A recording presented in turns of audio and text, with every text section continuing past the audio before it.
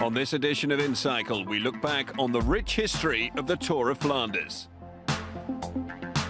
Starting at the beginning of the 20th century, looking at all the historic battles, changes to the parcours, and most iconic moments.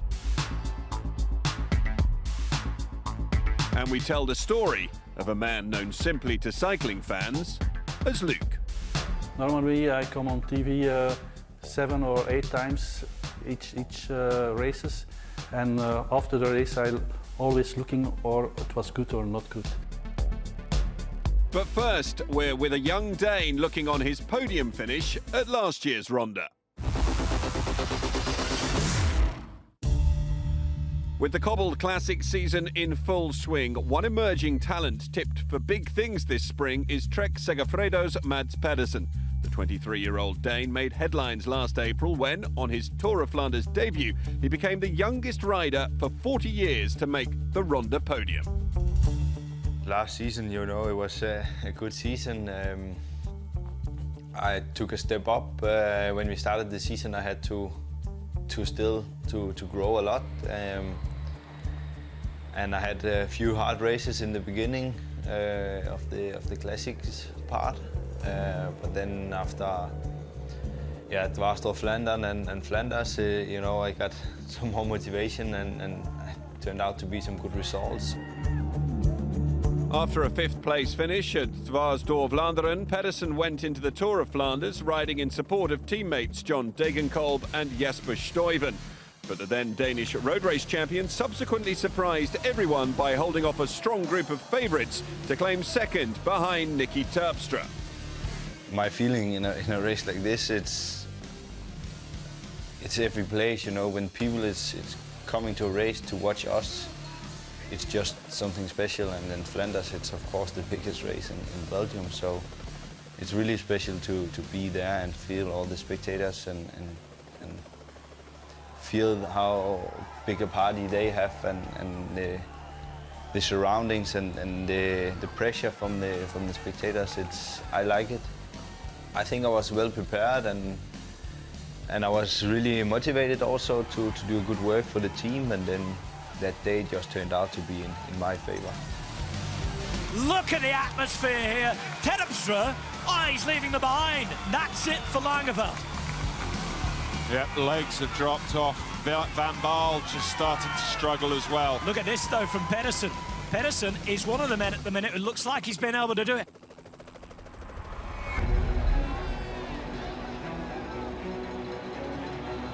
Look at Terpstra. He grits his teeth. Look at this ride there from Mads Pedersen. If he isn't going to do anything today, he's a classic star of the future at just 22 years of age.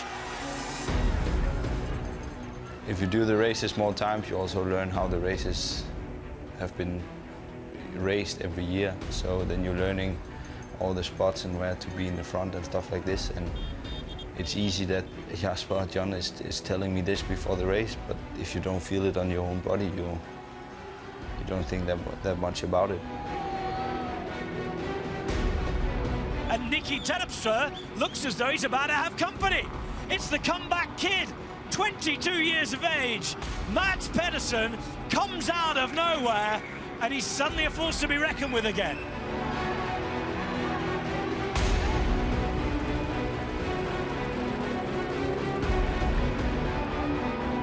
Mads Pedersen, well, he can take, I mean, he's got Jasper Stuyven behind, but if I were him, I'd take that earpiece out of my ear and just ride home and get a second place now. Podium place at 22 years of age on the Ronde van Vlaanderen. Wow.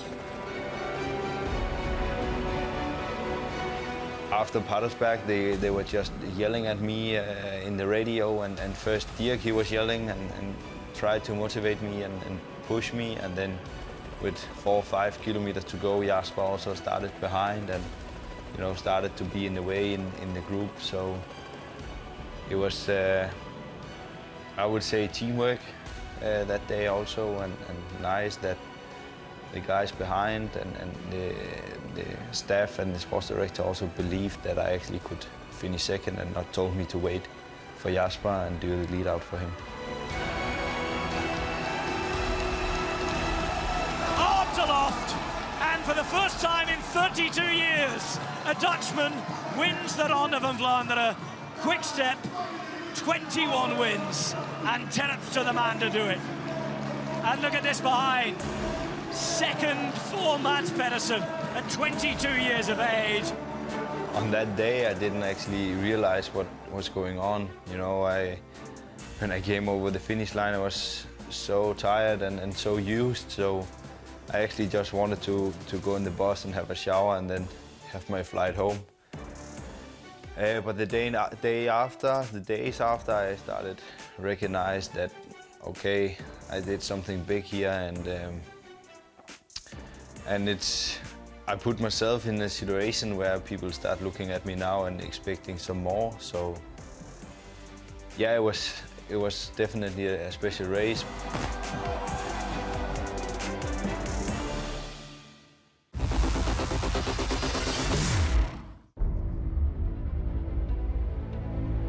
For more than a century, riders have thrown themselves at the mercy of the Tour of Flanders. They've tested themselves against the roughest of cobbles, the steepest of climbs, and the most determined of opponents. 2019's edition of the Ronde promises to be no different. And as we prepare for its arrival on April the 7th, we take a look back on the races that went before, the races that made it the monument that it is today.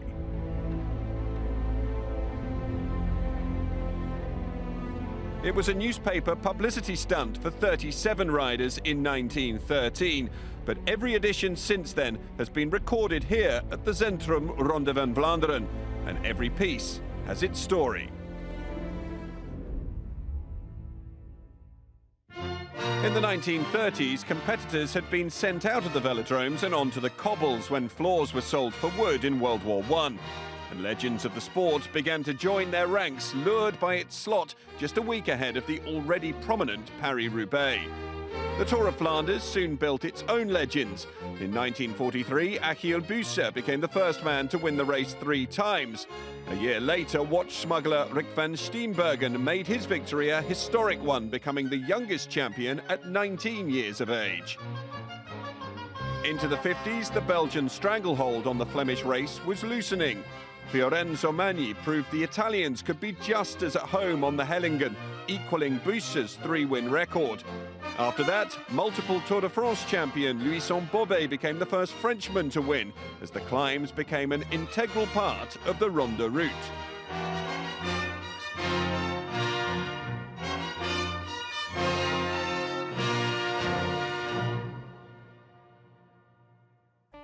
In 1961, Tom Simpson turned the bad weather to his advantage. The Englishman powered across an unmarked line after the finish banner blew down, beating an unaware Nino De Filippis.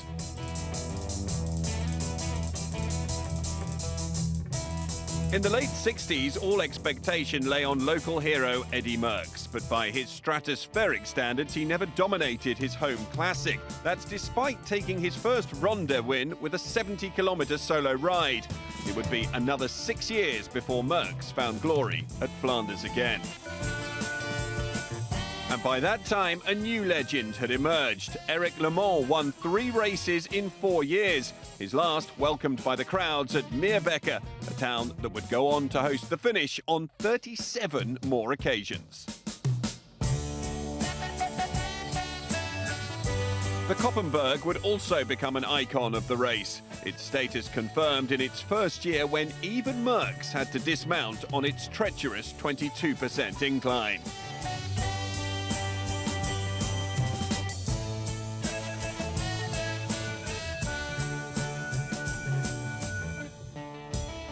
Koppenberg would continue to be decisive. Roger de Vlamingh stole a controversial win from Freddie Mertens after the latter was disqualified for a bike change after the climb.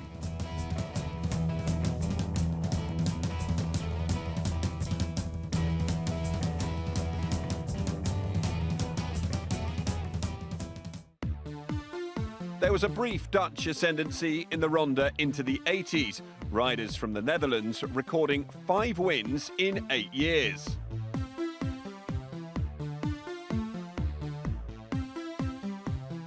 But arguably the most testing Ronde yet came in 1985. In the wind and rain, only Phil Anderson and Jan Ras fought their way up the Koppenberg by bike. Of the 173 starters, only 24 made it to the finish line. The Paterberg's asphalt was dug up and replaced with cobbles for its inaugural race a year later. But on the cobbles of the Koppenberg in 1987, a tumble almost turned to tragedy. The race director's car narrowly missing rider Jesper Skibby, an incident that banned the climb until a renovation in 2002. Despite Edvig van Hooydonk's 2 wins going into the 90s, the decade was dominated by one name. Johan Museo joined the list of all-time great one-day racers with 8 podiums, including 3 wins in 11 starts. His efforts gained him the name, the Lion of Flanders.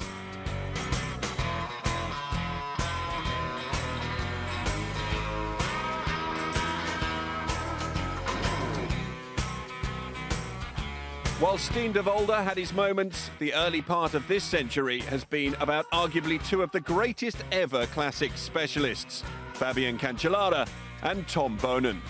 Boonen won the Ronde an impressive 3 times and the Tour of Flanders Paris-Roubaix double twice, a feat also achieved by his fierce rival Cancellara.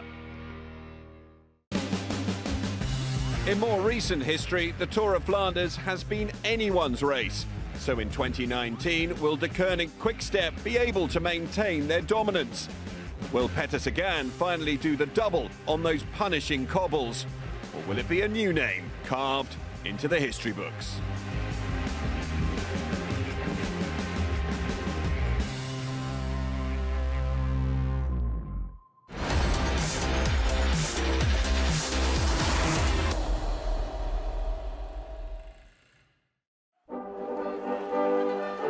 Tune into the Tour of Flanders and you're certain to see a few things.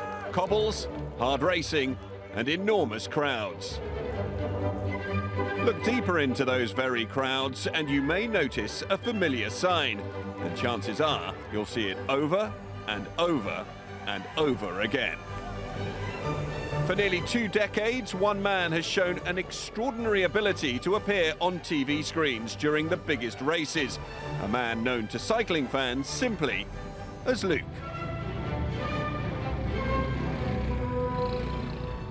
We are in Gerardsbergen, we are in Flanders, in Oost-Vlaanderen, not so far from the muur of Gerardsbergen, the Bosberg. Everybody in Europe knows the Tour of Flanders and especially also the muur. Till 2011 it was about 15 kilometers of the end of the race. Now it's about 100 kilometers of the end of the race, while the end is now in Oudenaarde and not more in Ninove. In Gerardsbergen, cycling is the most important sport of all. I am born here in Gerardsbergen as about 57 years old.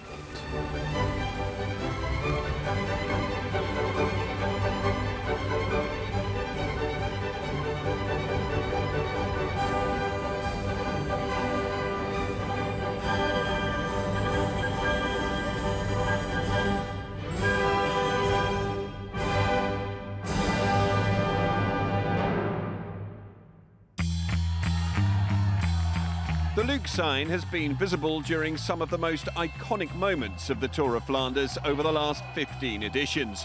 Yet, Luke van Steenberg himself has been hoisting some sort of banner aloft at races for even longer than that. The story all begins with an idea to promote his now ex-wife's flower shop. In '97, the championship of Belgian cyclocross was here in Gerardsbergen. And we have a little shop here in Gerardsbergen, and it was the moment for doing that. We have make a banner from his shop, and yes, after this day, a lot of people came to the shop. It was very good for the flowers.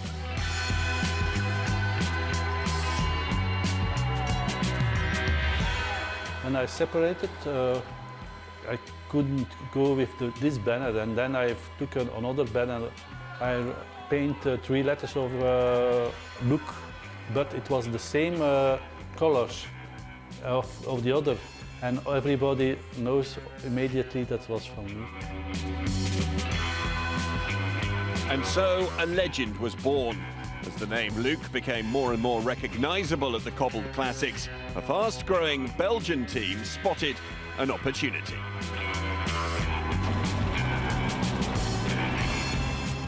Ten years later, the group of Wanty Group Goubert is coming from me, asking, yes, do you want to do something for us, for the riders, and to support for the riders? And yes, now I'm a great support of this team.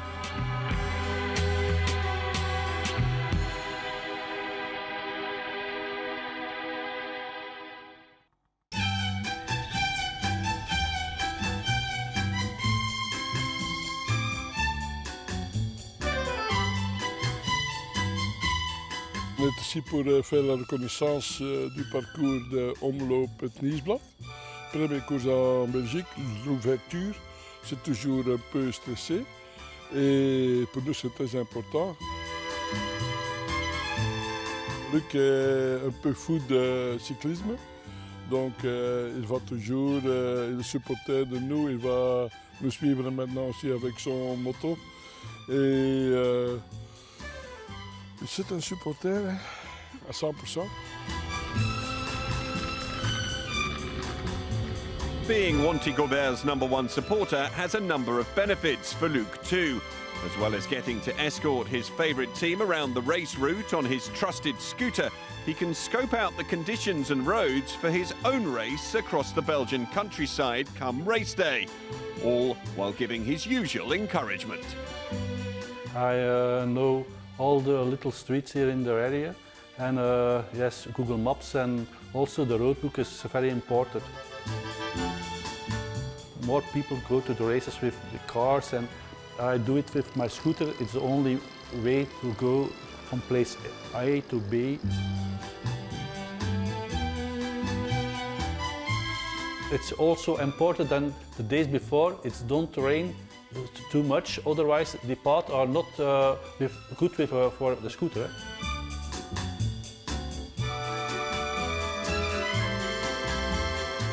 Here in the area of Flanders, the streets are closed about 10 minutes before a race to go to the Paris-Roubaix.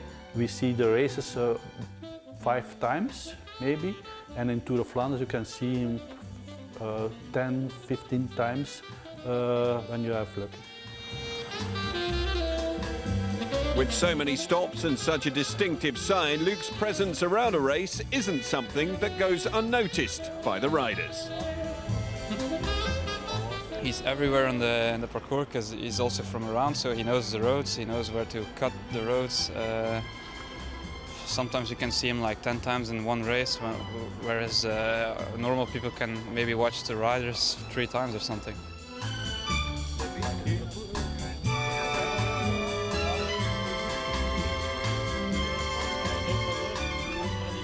I do only for amusement and for support for the riders. Today I can help the riders, and yeah, it's so important for me that I can do that.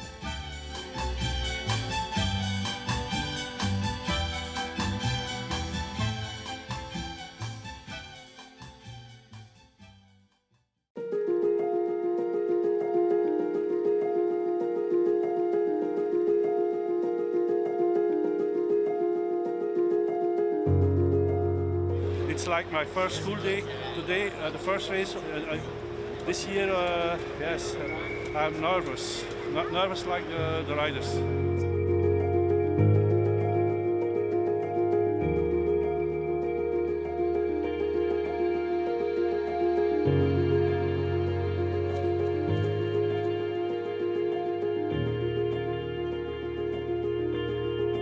I hope about 10, 11 places to go to do, and I hope that riders of the team are in front.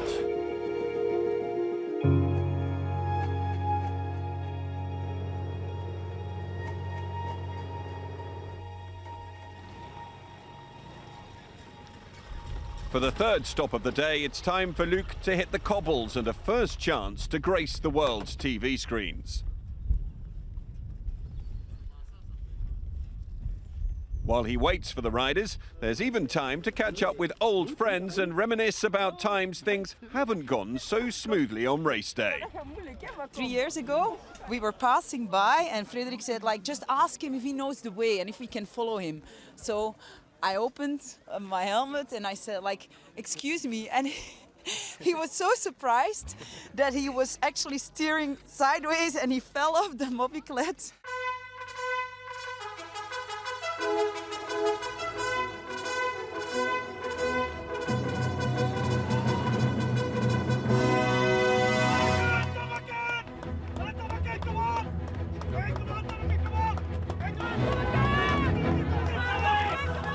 Normally I come on TV 7 or 8 times each races, and after the race I always looking or it was good or not good.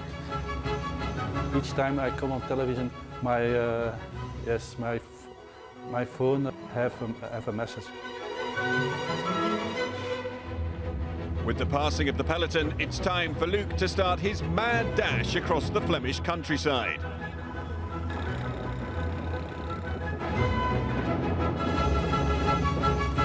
Defying the cobbles, crowds and headwinds, Luc manages to lift his banner some 10 times throughout the course of the race and to make it to his final stop with seconds to spare. When I'm there with my banner, I find a little bit also a racer. I hope doing 5 years, then I stop.